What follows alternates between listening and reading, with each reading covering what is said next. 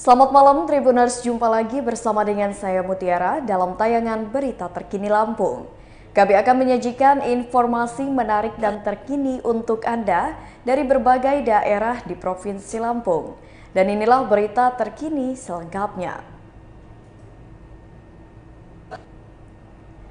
Seorang remaja putri hilang usai janjian dengan seorang pria melalui aplikasi online. Seorang remaja putri asal Bandar Lampung dilaporkan menghilang usai janjian bertemu dengan pria melalui aplikasi WeChat. Hingga kini, korban yang bernama Jessica Mutiara Putri berusia 16 tahun itu telah menghilang selama 5 hari sejak Jumat 15 April 2022. Jessica pergi dari rumah pada Jumat siang, terakhir memakai baju kaos abu dan levis hitam panjang. Adinda, sepupu Jessica, mengatakan bahwa kuat dugaan sepupunya pergi bersama pria melalui WeChat lantaran melihat komunikasi terakhirnya di sana. Karena itu, kasus remaja asal Bandar Lampung hilang tersebut segera dilaporkan ke Polsek Tanjung Karang Timur pada Senin 18 April 2022 kemarin.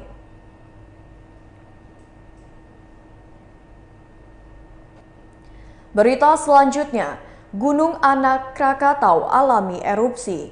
Gunung Anak Krakatau di wilayah Selat Sunda terus erupsi. GAK memuntahkan kolom abu vulkanik setinggi 800 meter di atas puncak. Menurut laporan Badan Geologi Kementerian ESDM, Gunung Anak Krakatau erupsi pada Minggu 17 April 2022 sekitar pukul 21:15 waktu Indonesia Barat. Dengan demikian, ini merupakan erupsi kali ke-7 sepanjang April 2022. Kolom abu teramati berwarna kelabu hingga hitam dengan intensitas tebal ke arah barat daya. Badan Geologi merekomendasikan masyarakat dengan radius jarak 2 km dari Gunung Anak Krakatau dilarang mendekat dan melakukan aktivitas apapun. Berdasarkan catatan Magma Indonesia, aplikasi resmi miliki Kementerian ESDM letusan terendah setinggi 700 meter dari atas puncak, sedangkan erupsi tertinggi mencapai 1000 meter dari atas puncak gunung. Letusan pertama terjadi pada 15 April 2022 lalu, sekitar pukul 3:27 waktu Indonesia Barat. Letusan terendah setinggi 700 meter dari atas puncak, sedangkan erupsi tertinggi mencapai 1000 meter dari atas puncak gunung. Hingga kini Gunung Anak Krakatau masih berstatus level 2 atas waspada. Berita selanjutnya, unjuk rasa susulan oleh mahasiswa resmi dilarang. Satuan Tugas Penanganan COVID-19 Bandar Lampung telah resmi melarang adanya unjuk rasa di kota setempat. Hal itu dituliskan Ketua Satgas COVID-19 Bandar Lampung Eva Duyana dalam edarannya yang berbentuk instruksi Wali Kota nomor 9 tahun 2022 tentang PPKM yang dikeluarkan pada 12 April kemarin. Kegiatan yang menimbulkan keramaian atau kerumunan seperti unjuk rasa, aksi damai, parade, demo, pawai, dan sejenisnya tidak diperbolehkan. Sementara gaung akan dihadirkan, aksi demonstrasi telah terdengar di telinga masyarakat Lampung, khususnya mereka yang berdomisili di Bandar Lampung. Aksi demonstrasi itu direncanakan akan hadir pada 21 April mendatang. Rencana itu bahkan dipublikasikan ke masyarakat dalam bentuk tulisan banner di sarana-sarana publik, seperti jembatan penyeberangan orang dan sebagainya. Menyoal hal tersebut, PLT Kepala Satpol PP Bandar Lampung Antoni Irawan menyebut akan menunggu bagaimana aturan dan mandat publik itu ditengahi.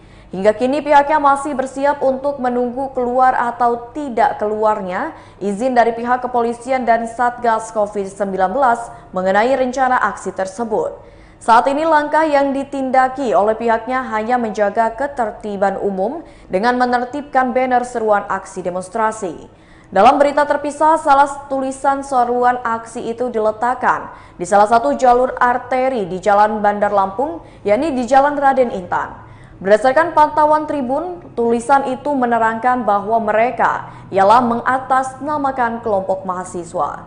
Adapun satu pion yang akan mereka serukan di waktu nanti ialah mengenai harga kebutuhan pokok yang disebut telah melambung tinggi harganya.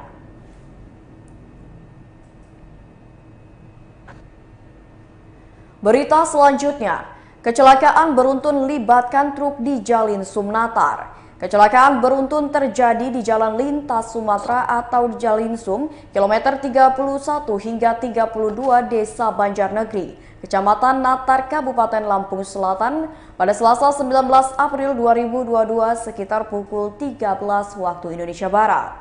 Kasat Lantas Polres Lampung Selatan AKP Jennifer Yolanda membeberkan kronologi kecelakaan tersebut. Berawal dari truk Colt Diesel dengan nomor polisi BE8526PZ yang dikendarai Supriyanto berusia 60 tahun, warga Seputiraman, Lampung Tengah, melaju dari arah Bandar Jaya menuju Bandar Lampung. Sesampainya di Jalinsum kilometer 31 hingga 32 Desa Banjarnegeri, truk tersebut mengalami kerusakan dan mogok di lajur cepat tanpa memberikan tanda segitiga pengaman. Sekitar 1 jam berselang muncul truk Colt Diesel dengan nomor polisi BG8311UL dan truk Colt Diesel BG8299UE yang melaju beriringan dari arah Bandar Jaya menuju Bandar Lampung. Sesampainya di TKP, kedua sopir truk itu tidak dapat mengendalikan kendaraannya sehingga menabrak truk yang rusak. Maka terjadilah laka lantas beruntun. Jennifer mengatakan akibat kejadian tersebut dua sopir kendaraan truk Colt Diesel mengalami luka berat. Pengemudi truk Colt Diesel BG8311UL bernama Erik Effendi, warga desa Palangkramat, Palangkelapa, Musi Banyu Asin, Sumatera Selatan mengalami luka berat. Sedangkan sopir truk Colt Diesel dengan nomor polisi BG8299UE bernama Markuri, warga desa Petaling, Kecamatan Lais, Musi Banyu Asin, Sumatera Selatan, mengalami patah kaki kiri, luka robek, dan luka lecet. Kerugian material akibat laka lantas beruntun tersebut mencapai 60 juta rupiah.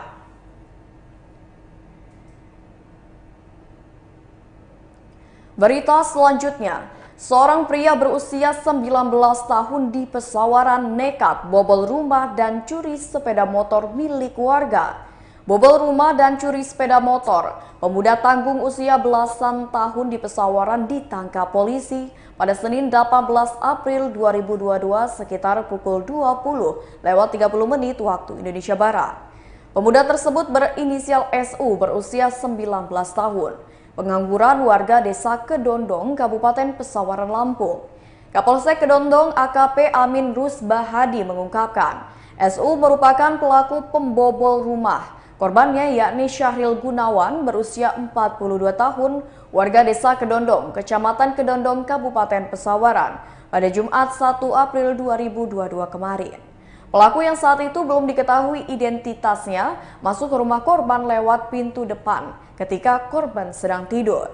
Lalu pelaku ngacak lemari kemudian mengambil sepeda motor milik korban berikut handphone.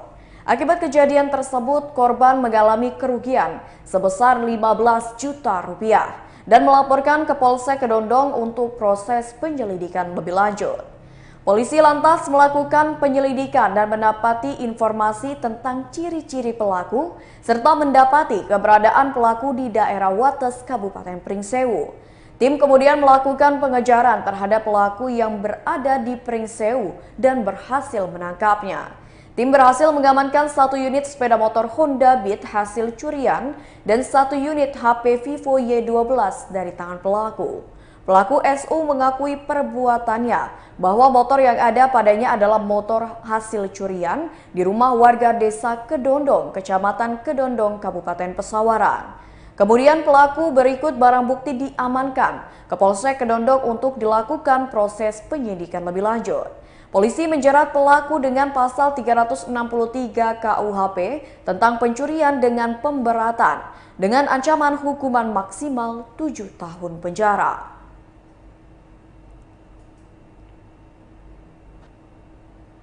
Berita selanjutnya, seorang pria ditemukan meninggal dunia di dalam rumahnya. Seorang pria berusia lanjut ditemukan meninggal dunia di dalam rumahnya di Jalan Ikan Tenggiri, Pesawahan, Teluk Betung Selatan, Bandar Lampung pada Selasa 19 April 2022. Pria yang dikenal warga dengan panggilan Maat berusia 60 tahun ini diduga meninggal dunia karena sakit. Kabar itu pertama kali diketahui oleh ayah korban yakni Lasim yang berusia 80 tahun. Saat itu ayah korban datang hendak mengantar makanan, namun tidak seperti biasanya. Korban yang dibangunkan tidak merespon. Ternyata korban sudah tidak bernyawa. Menurutnya korban meninggal dunia dikarenakan sakit.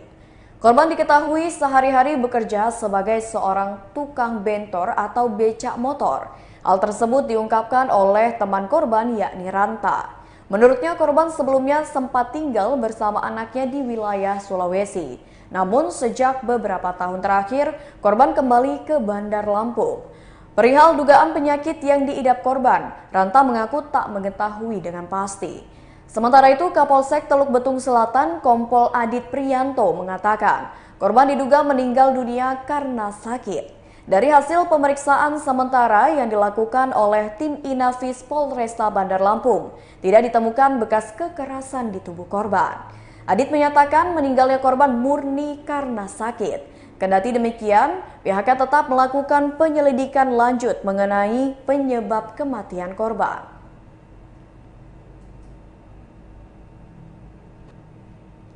Baiklah Tribuners, itulah berita terkini Lampung bersama dengan saya Mutiara.